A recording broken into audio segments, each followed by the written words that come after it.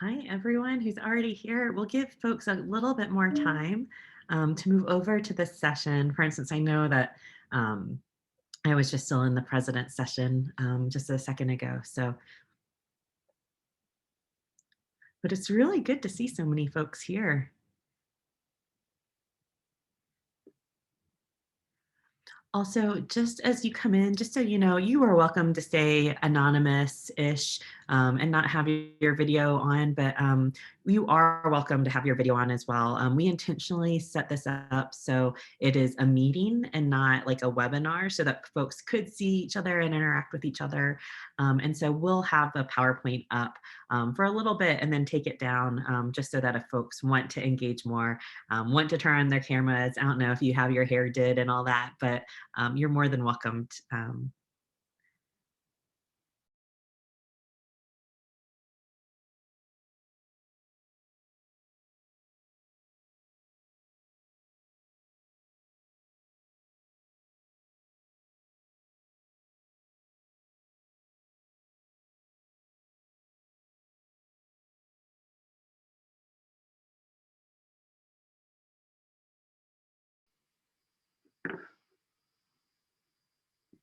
Also, in my earlier session, folks were having trouble seeing the PowerPoint. Some could and some couldn't. I don't really know how that works, but can everyone see the PowerPoint? Yes. How about this? If you cannot see the PowerPoint, unmute and let me know. Okay, great.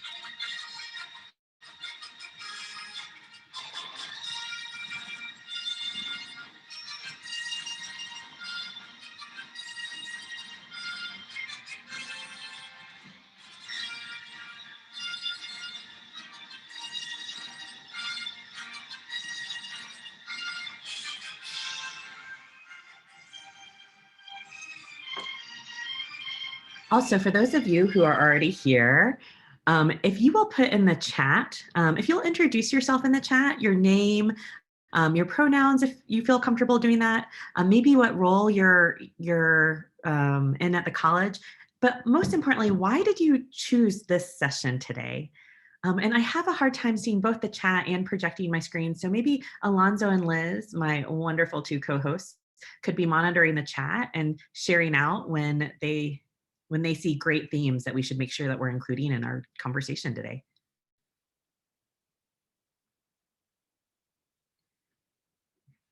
So it's name, pronouns if you feel comfortable, title, and why you chose this session.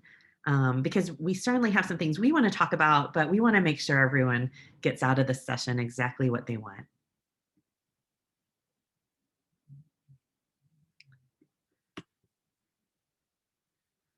My name is Norman Zern. I'm an adjunct professor in community. I teach at one of the campuses. I doubt anybody else does. I teach in the middle of the Utah State Prison.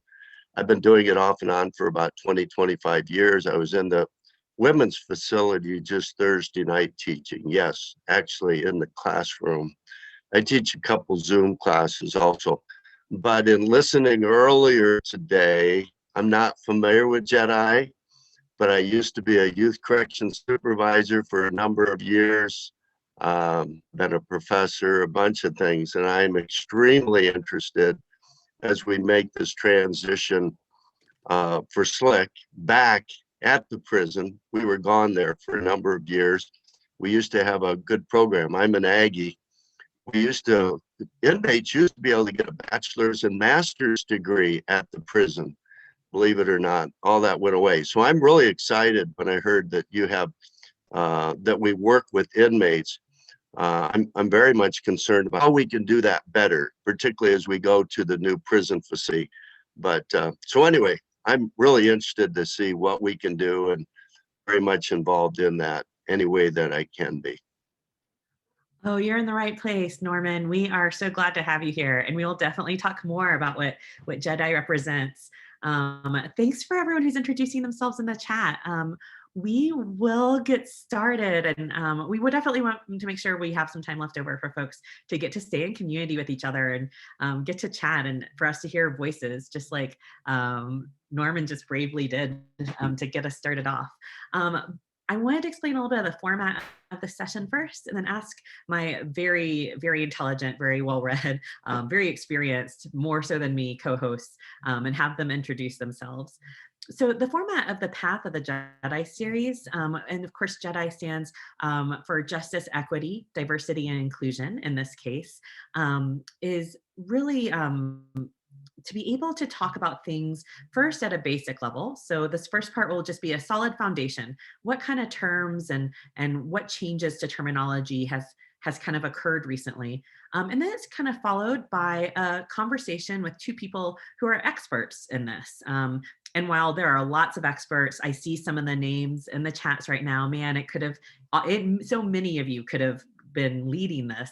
But today we have two really wonderful and esteemed colleagues here, Alonzo and Liz, and I'll have them introduce themselves in just a second.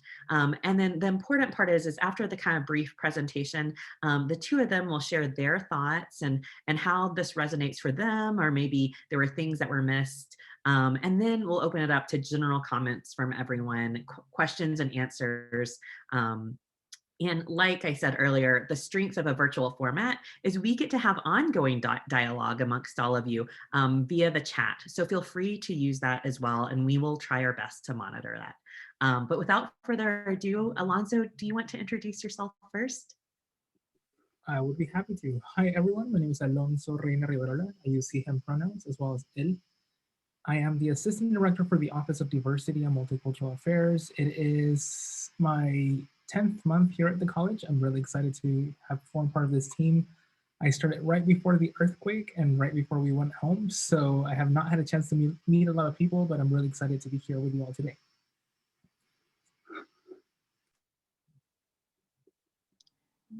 Hi, everyone. I'm Liz Rogers, she, her pronouns, and I'm totally new. In fact, my first day is on Monday, so I'm really, really new. And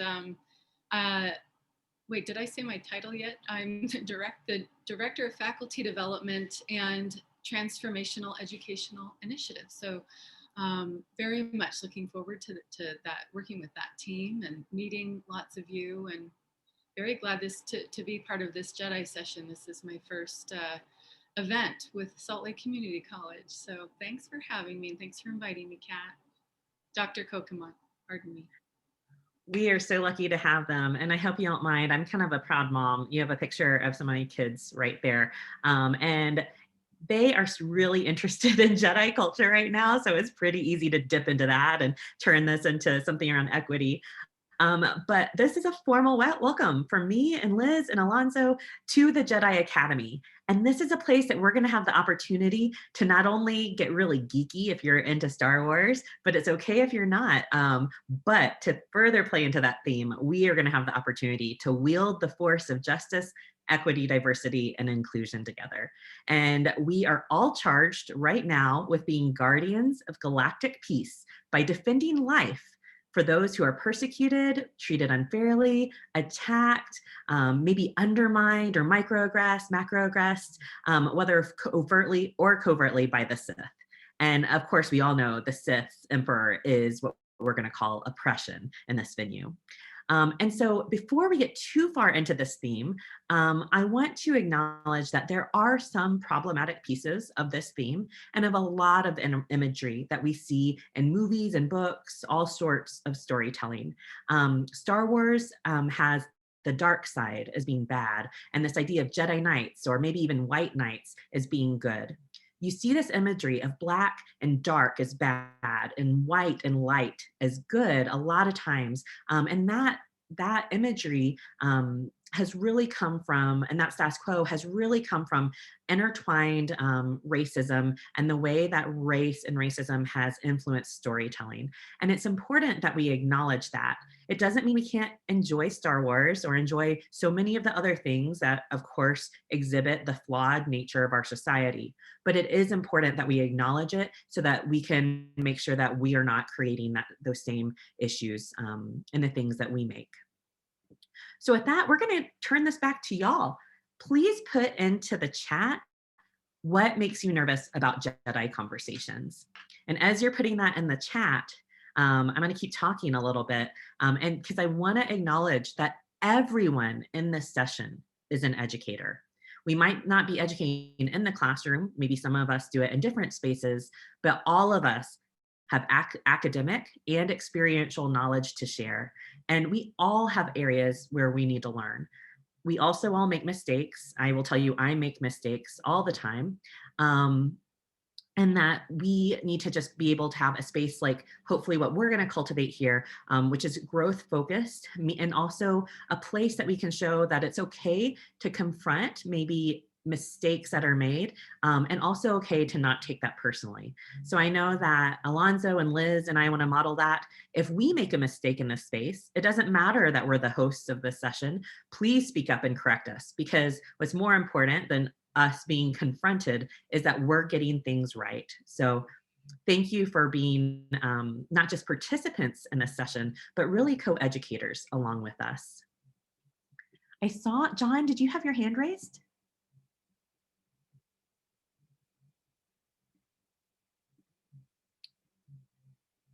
Maybe that was an accident, but John, if your hand meant to be raised, feel free to jump in. I see in the chat, man, the fear of being shut down, of being misunderstood, of maybe offending others. Man, I feel that all the time. Alonzo, Liz, I don't know if you feel like that too. Yeah, I do. I do want to reiterate. Somebody wrote, "There's so much of this, but getting it wrong." Oh, and somebody wrote something about it being a journey. You know, there's never, you never, as you said, we're the experts. We just do a lot of it. It's part of a big part of our job, so we do it a lot. But there's just, you know, it is a journey. There's no such thing as getting to the end, right? So I just wanted to reiterate that we're all on this journey. There's no real such thing as an expert. I want to acknowledge two other things I see in the chat. Gina says one of the things she's worried about these conversations is white fragility. Richard says he's worried that he's going to be seen as a resource and then being tapped for everything. I think a really interesting thing about vulnerability is we want everyone to be vulnerable, right? But there are places we might choose to be vulnerable and places we might not feel as comfortable.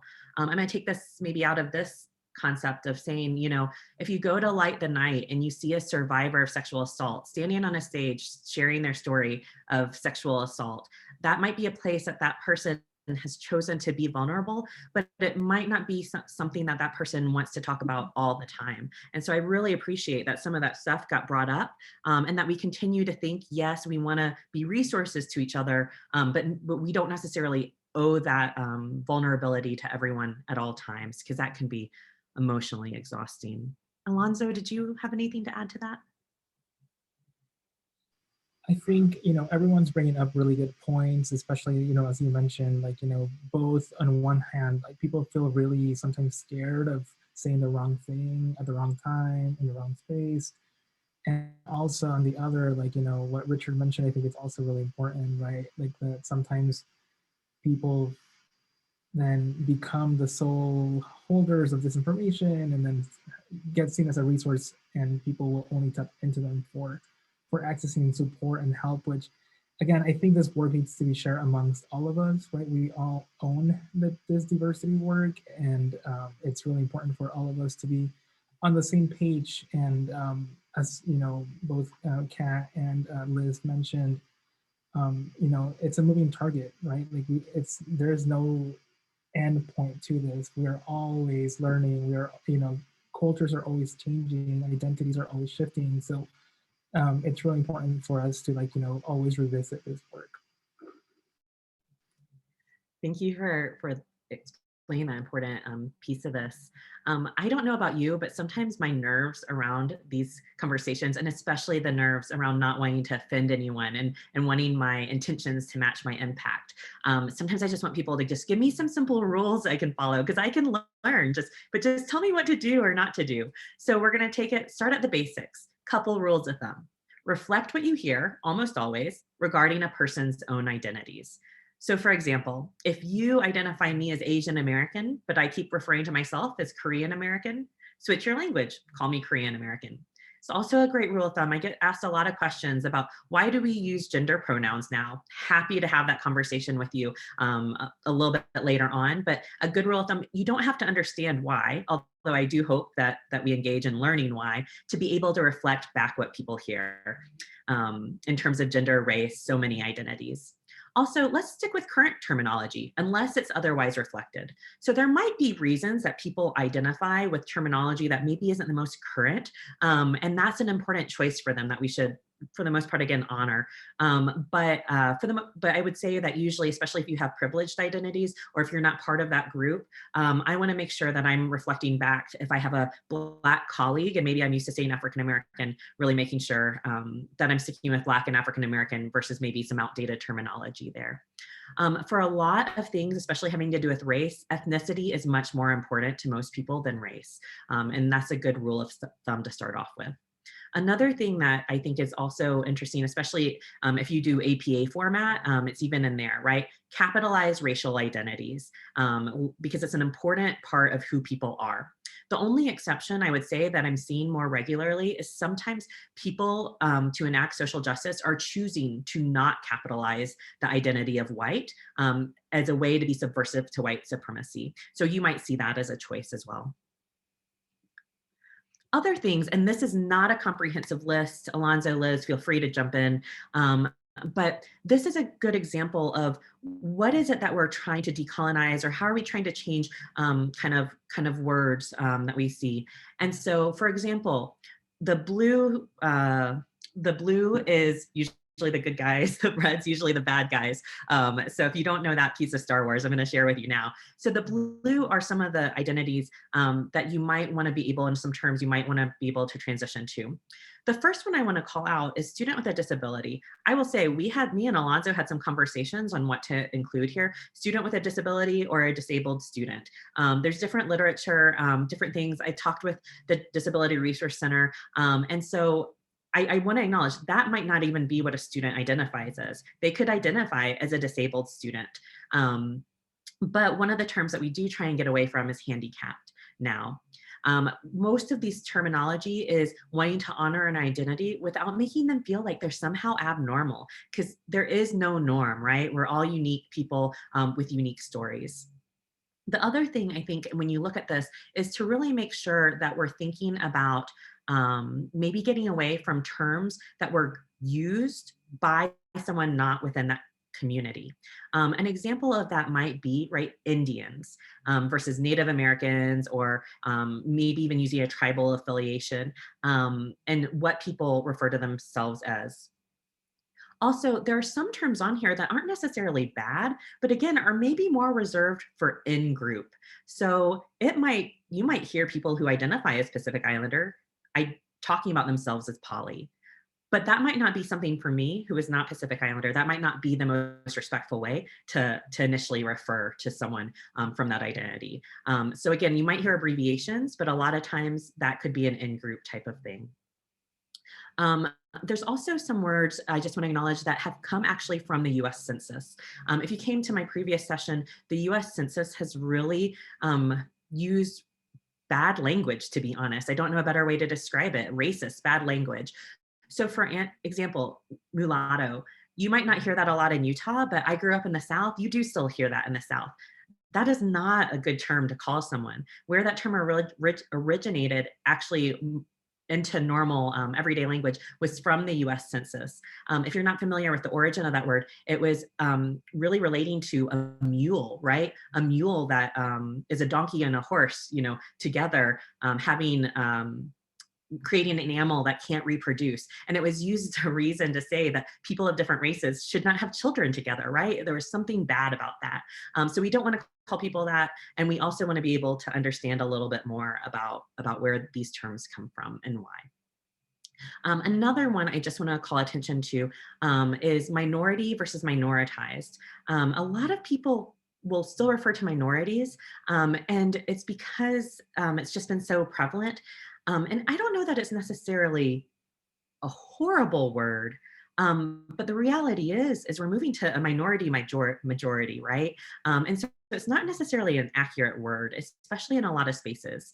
What I often think people are referring to is that there are some people, communities who are underserved or underrepresented in spaces. That means that they're minoritized. They've been treated in a way that shuts down their voices or somehow pushes them off to the side. And Liz and Alonso, I'm going to pause again in case there's anything here I'm missing.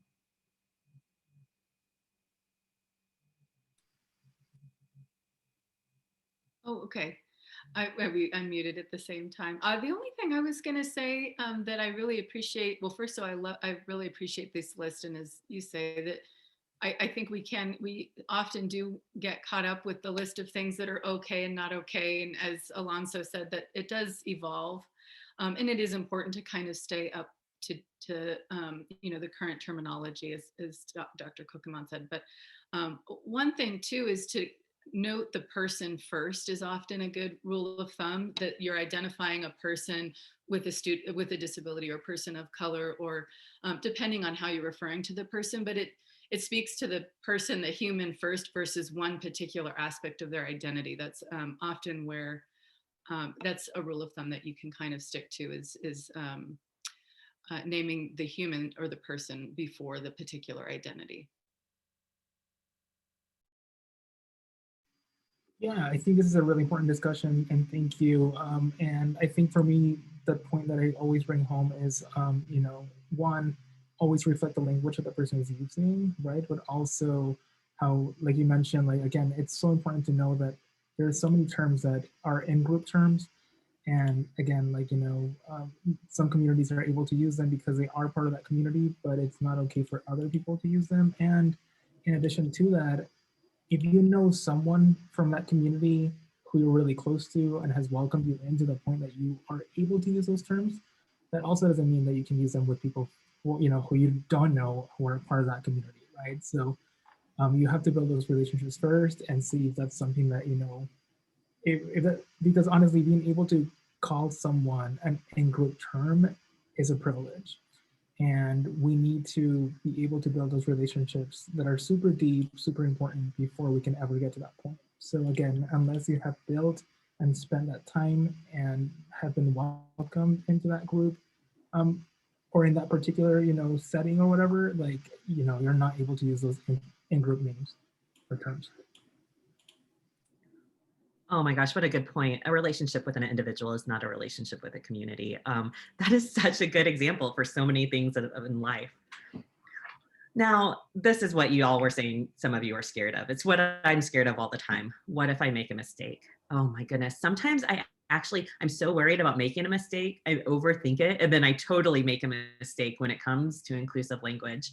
I don't know if you feel like you've ever been there, but I certainly have. I do want to pause for a second because Susan, you brought up a really good point in the chat. I'm sorry, BIPOC, what does that mean? It's actually kind of changed a little bit. And I love that Dr. Rogers has put in there, it's some places you'll see it as mean Black and Indigenous people of color, and meaning not like people of color who are not Black and Indigenous are not counted in that. And more recently, I think it's now more inclusive of people of color, but with a special attention being paid to our Black and Indigenous people who are within the overall general terms.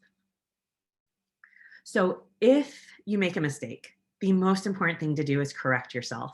So for example, if I said, oh, the handicap parking is, oh, wait, sorry, caught myself. I meant the accessible parking is over there. Totally okay to correct yourself when you realize you're doing it. Sometimes you might not realize you've done it until later on. I have that happen, especially in presentations. I'll say things and then later I'll be like, oh crap, I totally messed up. And it's okay to then go and acknowledge your mistake and apologize. So for example, Oh, I referred to you as Mexican and I know you're Guatemalan. I'm really embarrassed and I'm not going to make that I'm not going to make that decision or that mistake again, because apologies only go so far. All of you know that, right? The good example of if someone slammed your finger in the car door, it doesn't matter if they apologize if they're going to keep doing that same mistake tomorrow and the next day, and keep hurting you, right? So being able to, when you apologize, be accountable for change. I'm not going to make that mistake again. And you know what? The way that you know that is I'm really going to reflect on this, or I'm going to read a book, or I'm going to do a quick Google search and figure out what is the updated language. And I'm going to practice that on my own. Kind of the last formal slide we have is what if someone else makes a mistake? Man, have you ever felt that awkwardness? I know I certainly have, where someone said something and you're like, oh crap, that wasn't an okay thing to say. And you're kind of looking sideways, trying to figure out who's going to say something. I hope that you feel empowered to be the person to say it. There are so many ways you can do it that's graceful, and that also is thoughtful about everyone, both the person who made the mistake and the people that it potentially has hurt. However, there are times when there are completely unacceptable things to say. So if there is harmful language, like someone uses a racial slur or there's something else that you know is intentional, it is totally okay to say, that's not acceptable, right? Because I guarantee you the people from those communities are wanting someone to say that. To be able to redirect and say, let's just all agree, we're not going to say that word anymore. However, usually a lot of the mistakes people make are due to unconscious bias or just genuinely, didn't mean to hurt anyone, right? That intention piece. A way to do it without embarrassing someone is to reflect the correct language. So if someone's talking about the Indians, right, to be able to be like, oh yeah, like I hear what you're saying about our Native American students. Because if you redirect with that language enough times, they're probably going to pick up that that's the appropriate term. The other thing I think is if you notice that something is consistently happening. For example, Alonzo and I work together. If he notices I am consistently calling Liz, our colleague, and I'm calling her by the wrong name, I'm calling her, I don't know, Jenny, Alonzo's going to pull me aside because he knows I look like an idiot. And he's going to also pull me aside because he's worried about Liz's feelings and be like, her name's not Jenny, it's Liz, right? And I'm going to accept that and call Liz by her correct name. Same thing when it comes to equity. If you notice someone is using or is having a persistent mistake, I guarantee you, usually they don't want to look silly. Just pull them aside and do the same thing you would do as in the example I gave. With that, I've talked too much. I'm going to turn it over to Alonzo and Liz and see what I might have missed. Alonzo, do you want to go first? Sure, I'm happy to. Thank you. So I think, again, this is a really important conversation. And again, for me, the most important thing is, relationships, right? Relationships are so crucial to getting to understand these terms more deeply, getting to relate to one another, of course, and, being able to again, develop these spaces where we can have these conversations more often, right? I think a lot of times we get so scared about, again, using the right terminology or saying the wrong thing. And we are much more focused on that than on the person, and maybe again, building those relationships where we can call each other in and sometimes out, of course. I think both are important. But yeah, in the work that we do, again, here, in the Office of Diversity and Multicultural Affairs, our goal, of course, is to serve students as students first, right? Many times, and through that process, we build those relationships that, with students and in those meetings and get to know them more deeply and then become familiarized with, how they refer to themselves and their communities and what language we should use to reflect on those experiences. But again, many times, and I think Miguel brought up a really good point in the chat too, where he says, that many times people of color, when speaking about people of color in particular, get assigned as representatives for a group, right? Or are kind of taken for granted as speakers of, the group. And that's not okay, right? I mean, many times we have to question who has the privilege of being an individual. And many times that's not people of color or minoritized communities. So it's really important for us to, again, take that into consideration when we think about these topics and, and learning more broadly about equity, diversity, inclusion, and justice. And yeah, again, for me, it's all about relationship building and how do we build those relationships with people so we're able to have these conversations on a regular basis without having to, be much more focused on the output, but rather the person, right? So I'll leave it at that for now.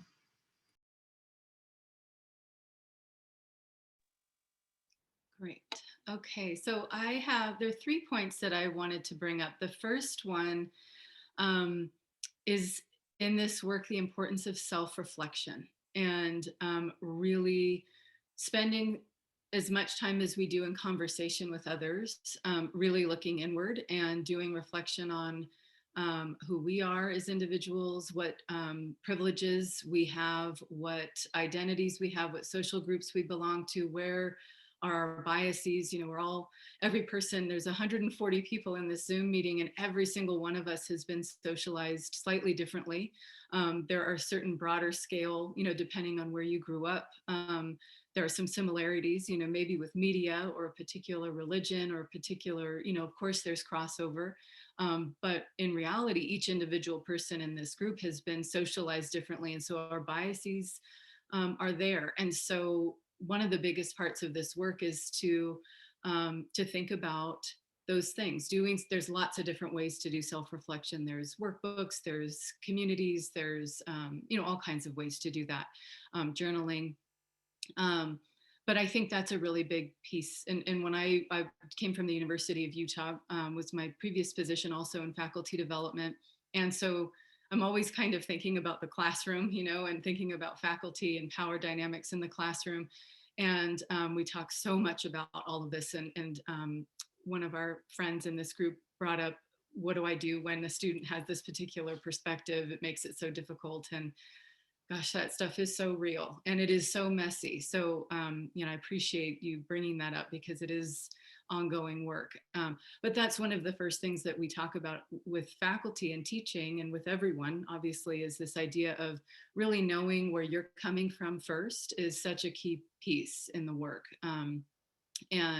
So that's the first point.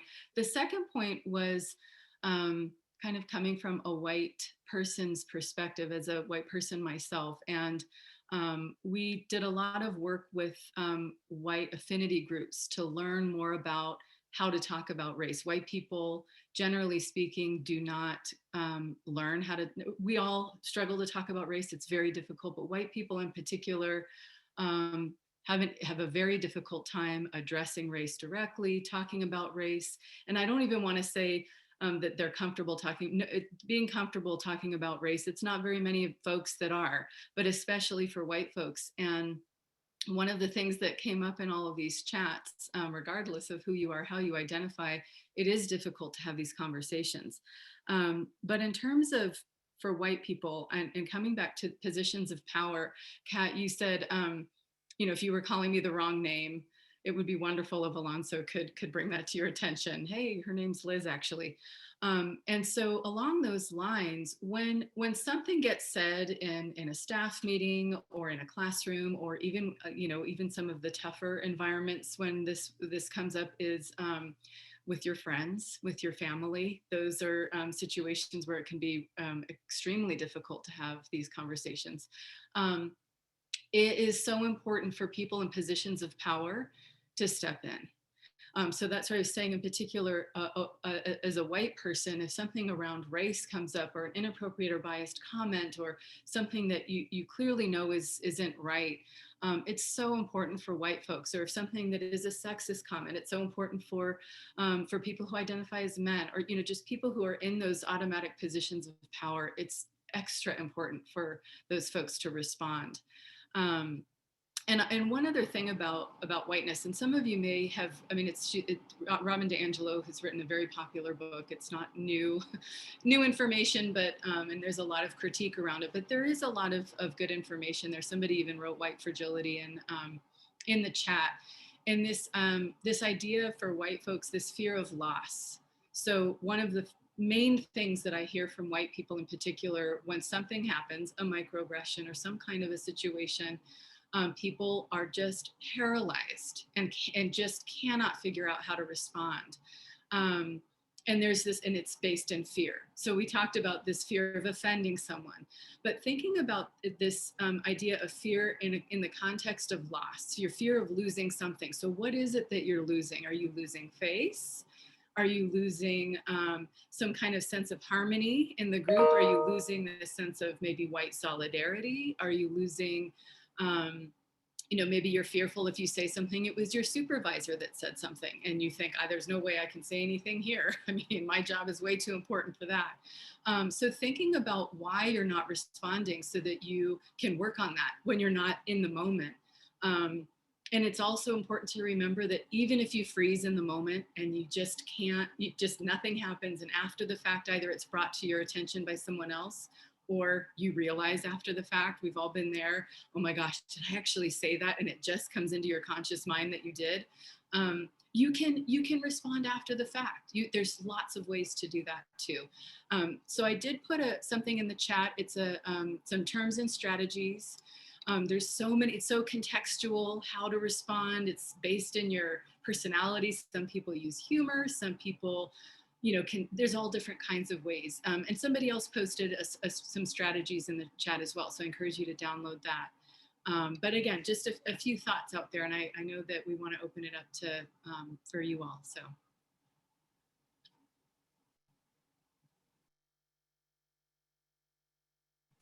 Do we want to, Kat, do you want to, is there anything in the chat? Do folks want to maybe unmute and ask questions, or do we want to look at the chat?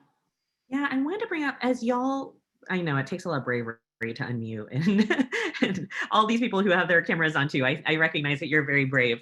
So you're welcome to put in the chat or unmute, but I want to acknowledge one thing. I had a chance to catch up on the chat. I apologize for any confusion about the JEDI for ST and the center that we have recently opened on our campus. This session is not about that. That is run through our Chief Diversity Officer, through Dr. Kinney's area. And it's not that we're not connected, but it is a little confusing because JEDI is a pretty normalized term now as an acronym for Justice, Equity, Diversity, Inclusion work. And so this was meant to kind of be a very specific conversation about terminology, not so much meant to be about that JEDI for ST. And so I apologize for that confusion. Something else that I wanted to add is that identities are contextual, right? So people may identify as one thing in one space versus something else in another.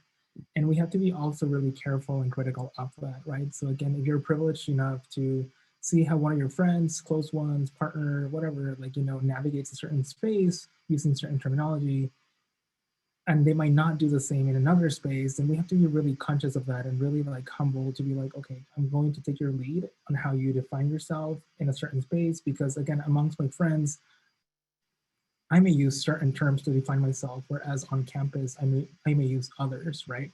I think it's also a matter of understanding how the culture works, you know? So again, the campus culture may be much more familiar with certain terms that may be much more accessible to the broader community, and we use just to, you know, again, maybe like abide to like kind of those cultural norms to an extent, but nonetheless, like in our private circles, we may use other terms that, again, some people may not have the privilege to access those terms, and that's okay, right? Also knowing that it's okay sometimes to not know or to not be welcome into those spaces, and respecting that, and, you know, just going along with it is also really important.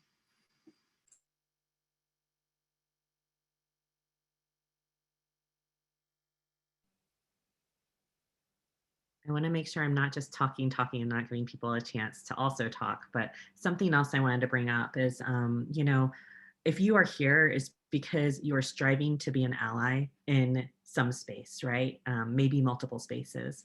One of the early things I also kind of learned in doing this work, I made such a silly mistake. I look back on it now and it makes me cringe, but I'm going to share it with you because I trust that you won't judge me for it. But I was talking about being an ally to this population, and someone pulled me aside and said, Catherine, you don't get to claim being an ally. That is a gift that a community gets to give to you. And you can say that you're striving to be an ally, or you're learning to be an ally, or you're trying to be an ally. But at the end of the day, I don't get to claim that for myself, because I might think I'm doing good work, and that community might actually be like, man, will she just shut up? I'm sure that happens a lot, actually. And so that's another little piece of terminology that I think is important to acknowledge, not just in how we're identifying people, but even in how we're identifying ourselves. The other thing I think is, I really appreciated earlier, me and Richard Diaz and Maria Martinez had an earlier session. And one of the things we kind of hit on there is that also representation is very, very important, but just being an identity doesn't make you an expert, right? It does make you an expert on your experiences, and experiential knowledge is incredibly important, especially when it comes to marginalized identities. But it does not necessarily mean that you're an expert in like the terminologies, the histories, things like that. And so to make sure that we're not always expecting people from these communities to come on be the expert for us, we can certainly situate them as being experts on their own experiences. Or we can look at someone like Alonso, who is so well studied and has such deep knowledge on things that both are his identities, but also things that he's really dedicated time to learning about. And so just keeping in mind the experience and maybe the academic knowledge doesn't always overlap naturally. More people turn on their cameras. So I'm curious, Mike, did you have a question? Yeah, I just had sort of like a quick comment and then maybe a follow-up question as well. I know that Liz Rogers mentioned, Robin DiAngelo and White Fragility, which is often kind of a maligned book in today's conversation. And I just want to recognize that like having a white author speak about the experience of race in America, when often like that critical analysis is so often based on the work of like strong Black women, is often like really, really troubling to see. And that, when we're having these conversations around JEDI and around EDI, I think that it's important to try to uplift so many of the names that are, have been ignored by media, have been ignored in these circles in the past, and not just folks like DiAngelo who, may be, making millions of dollars on their book tours and stuff. So that was sort of my comment initially. But I guess my follow-up question is, I think that there's a lot of discussion to be had about language and the role that language plays in our institutions and in our spaces and how students respond to language. But I also, sometimes I sort of despair in the fact that people focus so much on language and less on history and on context and on people, and that in some ways it can turn into this code switching where people are identifying that like, this is not the okay term, but in fact, they have done nothing to recognize why those terms are quote unquote not okay. And so like, how do we handle that when we identify it in ourselves, or when we identify it in our colleagues or other folks? So I don't know, like I think I struggle with that, because language is really, really important. I studied linguistics in college. I don't want to devalue language, but it is not the end. And I think sometimes we have to, disentangle those two things. Oh my gosh, I see in the chat that I think you took Miss Gina over to a religious experience. And I know that Liz and Alonso and I couldn't agree more with everything you said. Thanks for bringing that up. Are there other comments that anyone would like to make?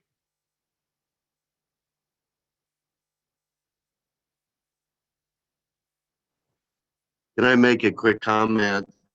Again, I teach communication, and it's kind of at a different level, and yet it really describes when we interact with somebody of a different generation.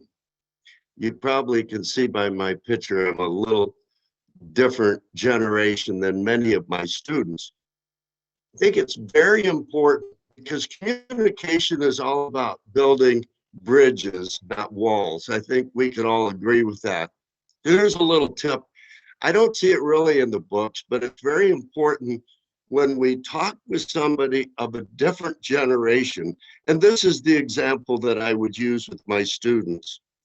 Let's say that I'm a baby boomer and my boss is now a Generation X or Generation Y. That happens often. I will go to that individual and say, let's say Alonso. Alonso's my new boss. He's the head of the department, and I'm an adjunct professor for him. I would probably, out of respect, call him by his last name, but let's just say I call him by Alonso, and I'd say, Alonso, you know, it's obvious we need to communicate quite a bit because of the position I have. Alonzo, would you prefer that I call you, I email you, or should I text you? And it's amazing how by asking that question to somebody of a different generation, if you simply ask it, and I don't care if you're the boss, I don't care if you're the professor or you're the student, if you clarify that, it helps immensely to come to the same way of communicating. I also, you know, obviously a lot of my students are 18 and 19 and 20 and 21. And so they're digital natives. They understand cell phones. Well, their parents or their grandparents don't, most likely, not always true. But I always say, so let's discuss that rather than making fun of your grandma because she can't use a cell phone. Maybe you be the person to help her to create that bridge. Grandma, let me help you with the phone. Let me show you what. Anyway, I just want to bring out that point too in this generational. It really helps if we can get on the same stream. I never used to text much until once my wife said to me, you know, your kids are working, Norman. Why don't you text them? And when I brought that into my conversation with my own kids, it helped immensely. I don't know where it falls in it, but be sensitive to in this communication, regardless of what race they are or what ethnos, you know, wherever they're at, what is the generation so that we can communicate better. Just a quick thought on it. Yeah, that's a good point. Lots of, especially in higher ed, lots of conversations about the differences in generations and ages, experiences. Definitely another part of diversity and how we need to constantly pivot to make sure we're including and communicating the things that we want to.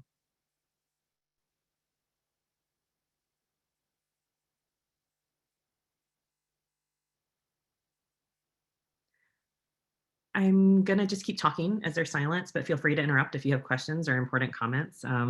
I think something that Mike, I mean, you said when you were talking about some of that, something I also thought about that's just kind of sometimes a common mistake, well-intentioned, but sometimes the assumption is that if we have one historically marginalized identity, that means we can understand others. And in some ways it does, right? Like oppression, it forms itself towards lots of different people in many, many ways. And so I do think that there's such great opportunities for solidarity, for understanding, for empathy. But at the same time, right, like being a woman of color, experiencing oppression through certain lenses doesn't mean that I understand what it means to be maybe to be an undocumented student, or maybe to be Jewish, or maybe to be Muslim. Like I can maybe understand oppression and have more empathy about how oppression kind of pinches communities, but it doesn't mean that my experience as a woman of color translates to all these other things. And more, I find that people try to make that connection, not because they're trying to co-opt experience, but because they're trying to show that they're committed to caring and that they're committed to fighting oppression together. But I do think that's another place where we kind of need to make sure that we understand the nuances and complexity of that solidarity and how we approach it.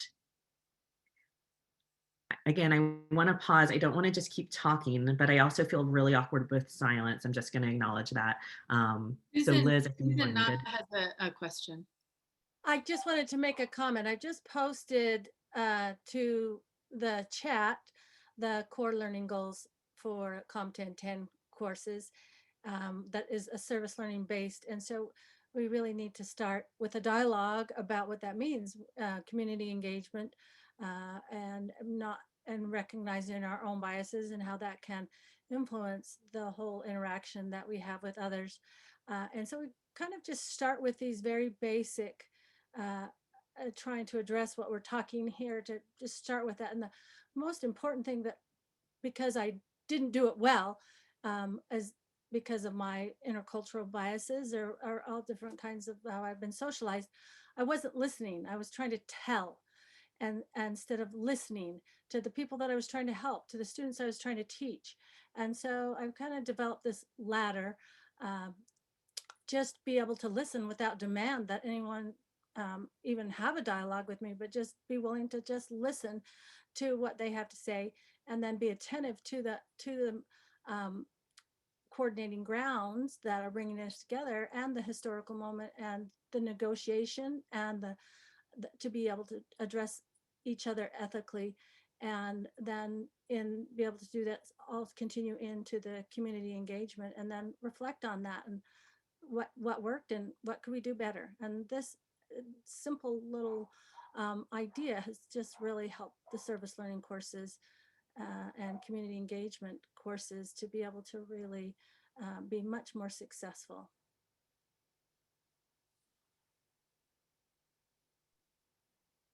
Thanks for sharing that. I got a direct message from someone who asked about books, resources, things that could help us learn more about this. I'm going to tell you the first place I would encourage you to start. Alonzo and his team, Maria and her team, and ODMA, the Office of Diversity, Multicultural Affairs, had pulled together a Your Black is Beautiful guide. And they did a great job of saying, here's some resources. They're not all books. Some are movies, some are documentaries. I would start there. And then what we'll do is, I know that Dr. Reed is also really interested in us thinking about how we're pulling together some of these additional resources, and with the wonderful folks that I know have been added to her team, including Dr. Rogers over here. And so we'll definitely make sure that we get some more things posted out as maybe a follow-up to all of SLCC 360. I do want to make a plug for one thing, and then Angie, I'm going to turn it over to you, is my team and I were reading Stamped from the Beginning, which you might be familiar with, How to Be an Anti-Racist, which is definitely an easier read. Stamped from the Beginning is just, which is I think it's the definitive history of how race and racism got started. I have learned so much from that book and have really enjoyed it. With that, I'll turn it to Angie, then Deidre, and then Susan. I just have a comment. I'm going to put on my video. I just have a comment. Listening to all this, and sometimes, and most of the time, we can relate to others. I can relate to Norman. Okay, I'm a baby boomer too. I know I don't look like it, Norman, but I am a baby boomer, and I'm also Puerto Rican, so that's where I get my Hispanic heritage from. I am not Latina. And I get quite upset when people call me a Latina. I don't go by Latina, I'm Hispanic. Or I'm Puerto Rican, that's even better. But I find that we, as minorities, we when we talk about diversity and inclusivity and learning about different cultures, people tend to think it's just the whites that have to learn about the minorities. But we have to learn about each other too, because we sometimes are hostile to even our minority brothers and sisters. So we need to learn about each other. And then once we learn about each other, even sometimes in your own little community, because of the age differences, the different generations, people are still hostile. So you can have your group of Puerto Ricans who are 20 up to 80 years old, and you'll have hostility there because of the different ways of the way we believe, the different environments, the times we were brought up in. So I think we should actually turn to each other and learn more about each other, about the different Spanish-speaking countries. Okay, my mom is a blonde, she's very fair skinned. She has blonde hair and blue eyes, and she is full Puerto Rican. But people, when I first came to SLIC, and I've been here this is my 11th year. When I first came to SLIC, when I saw Hispanic student photos or Latino student posters, there was always brown skin, black hair students. And I thought to myself, but we are everything. We are everything. And excuse me, I don't want to offend anybody, but we're black as coal and white as snow. And we should have that diversity on our advertisements too. But we need to learn about our own people. We need to learn about our own minorities. Yes, let's bring the whites in too. Let's teach them too, but let's teach ourselves. Let's teach ourselves too about the differences in the different cultures. Thank you for listening. Deirdre, did you want to? Yes, I just wanted to bring out two things that were said earlier. Caring. Since the pandemic, this is something I think that every instructor, professor here, all people everywhere on the campus is showing such good caring, because we don't really know the situations people are under during these times. And I also wanted to piggyback on the fact that we are all striving to be better. And that's what's making things so great, and having conversations. I am a baby boomer also, from Mississippi. So coming here was a quote cultural shock. And I just want people to realize that we're going through very difficult times, and just knowing that everybody is trying to survive. Thank you.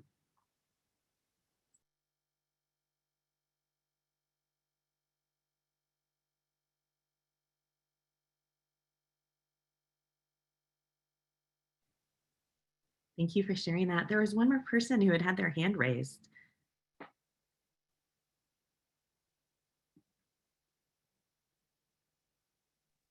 I think it was just Angie and Deirdre. No, it was me for a minute because I just left my hand up. Oh, But I will just mention that I'm putting the source, a wonderful textbook. We want to have more conversations like this in communities like this, where there's compassion for learning and mistakes and moving forward and just growth. We are committed to being able to do this more. This JEDI series, this is just the first episode. If you know Star Wars, there are 9 episodes, so hold your horses. We'll get 8 more out. But I'm really excited to get to continue to engage. And I really appreciate everyone who spoke. Your vulnerability was so needed during this time, but for everyone who is listening, that was also so important. And I just want to make sure we're holding space and recognizing that all of you we just appreciate that you came here and wanted to be part of this discussion. And I will leave Alonzo and Liz to maybe make some wrap up comments, and we'll get you out of here on time because I haven't been good on that today. Awesome. Well, thank you so much, everyone, for joining the conversation. I just wanted to give a couple shout outs too. And also, if you go earlier in the chat, I posted a link to the Your Black is Beautiful guide, also the link to the LGBTQ awareness training, and also the link to the Undocu Ally training, which is for undocumented students and learning more about how to support undocumented immigrants in our college. I will also put the link right now to Black History Month. Right there. Starting Monday, we celebrate Black History Month, and we have 5 events scheduled with the Black Student Union here at Salt Lake Community College. We're really excited, so please join us in those events. There is a series of events from movies to fashion shows. So I encourage you all to, suggest to your students to attend, but you yourselves can attend as well to learn more about how to, be supportive of the community as well, especially with everything that's been happening. Again, thank you all for joining today's conversation. It's really critical to have this, these spaces more often and having these dialogues more often. I think that, I would love to engage in more conversations with you all and learn more about you and kind of ask questions. There's so much that needs to be said about these topics. And again, like we mentioned earlier, there's no end goal. It's always an ongoing conversation that we need to have. So again, thank you all for being here today.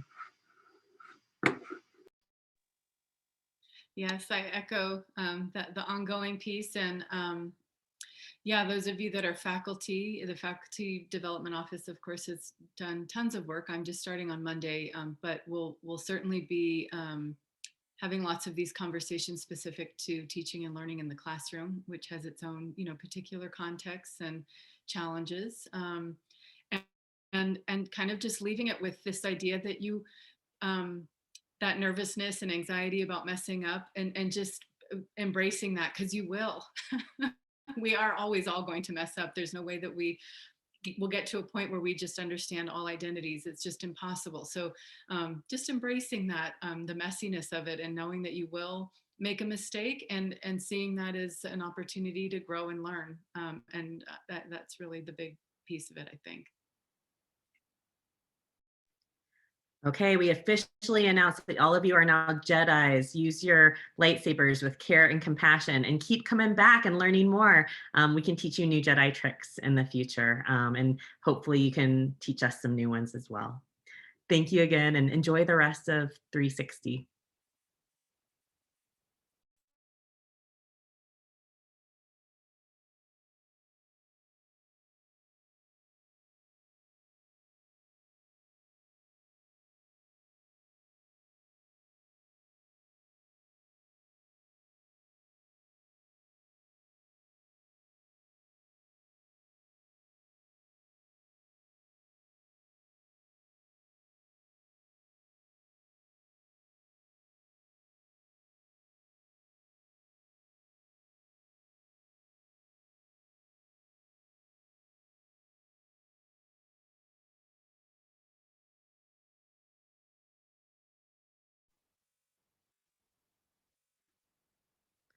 Liz and Alonso, thanks for doing this. Especially Liz, thanks for doing this before you're even on payroll. Hi, honey. Want to come say hi? Come say hi to everyone. Come here. It's Kat. You know Kat, and then you can meet Alonso too. I just think it is awesome that I got called out my very first workshop. Good stuff. Walking the walk. Like, why are you referencing D'Angelo? It's like, you're absolutely right. Why am I? Why do we keep talking about her? Oh, they're not gone. They just don't have their picture on. It's their name instead. This is Cora. This is Everett. That's, well, you know, Kat. This at lunchtime when you were doing your thing, Kat, I was like, who do you recognize on there? And she's like looking. She goes, I recognize you too. No, I think it's good though. I mean, even in the last session that really good point. Yeah. that the president did, I mean, like they were talking about what books would be good for talking about gender and specifically women's stuff, and you know, things like Lean In and stuff like that were done. And I'm like, you know, you do need some mainstream stuff, but you also need to be able to critique it, right? Like Mike did, and say, but hey, like also, where did this originate from? So it was actually, I think, a really great opening to take that even deeper. But it's so good because I said, oh, you know, you're probably familiar with, you know, D'Angelo and white fragility, and there's a lot of critique there, which is primarily what Mike brought up, which is, oh, yay, thanks for this white woman who suddenly is, you know, gracing us with this information that Black women and people of color have been writing about for decades. And then she, you know, so it's wonderful. And so that's where I think it is important. It's fine to reference her, but not solely. So that was great, a great learning moment for me, for sure. And I think this is going to be it's going to be so great to have you at SLCCM, and you know, of course, me and Alonso both having come from the U as well. But I mean, that's so much more what you see here is, I think, the authenticity of not just being like, yes, this is on the New York Times bestseller, so it must be the best, right? Yeah, I love it. I'm so excited to work with you too. What is it? It's great, honestly. Yeah, it's been such a good shift. I know. I was like, Alonso, you just, as it's been 10 months, huh? I do. Yeah. That's